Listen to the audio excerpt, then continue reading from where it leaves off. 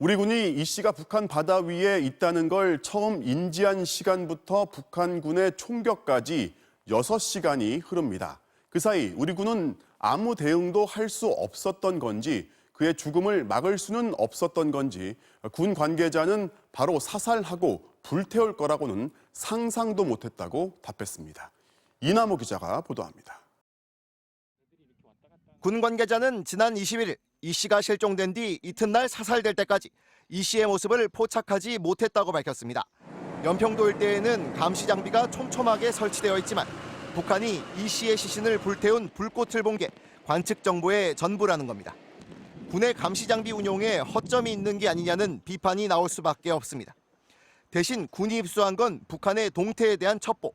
22일 오후 3시 반쯤 북한 선박이 바다에서 실종자를 발견했다는 정보를 파악했습니다.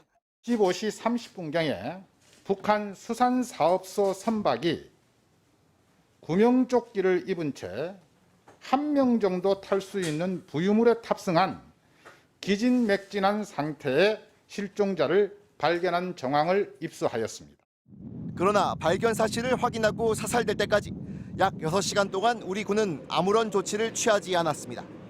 첩보 분석을 통해 거의 실시간으로 상황을 파악했지만 손을 놓고 있었던 겁니다. 군 관계자는 사건 발생 해역이 북한 영해여서 우리 군이 즉각 대응할 수 없었다고 해명했습니다. 무엇보다 비무장 상태인 민간인을 북한이 바로 사살하고 불태울 것이라고는 상상도 못했다고 밝혔습니다. 그러나 북한이 발견 즉시 구조하지 않고 바다에 그대로 두는 등 이상한 행동을 하는 상황에서 아무런 조치를 하지 않았다는 것은 납득하기 어려운 부분입니다. 수단과 방법을 가리지 않고 모든 망을 총동원해서 했어야 되는데, 근데 이번 경우는 오히려 전혀 서로 의사소통이 안 된 상태에서 바라만 보고 있었다는 것은, 특히 북한이 총격을 가한 지점은 NLL에서 3-4km 떨어진 해상이었습니다. 아무리 북한 영해에서 벌어지는 상황이라도 국제상성 공통망 등으로 북측에 교신을 시도해 이 씨에 대한 보호와 소환을 요구했어야 하는 것은 아닌지, 하다못해 NLL 인근에서 확성기라도 사용해 경고하지 못했는지 아쉬움이 남습니다. 이에 대해 군 관계자는 발견 첩보 입수 즉시 북한에 연락했다면 우리 군의 첩보 자산이 드러날 수 있어 어려움이 있었다고 밝혔습니다.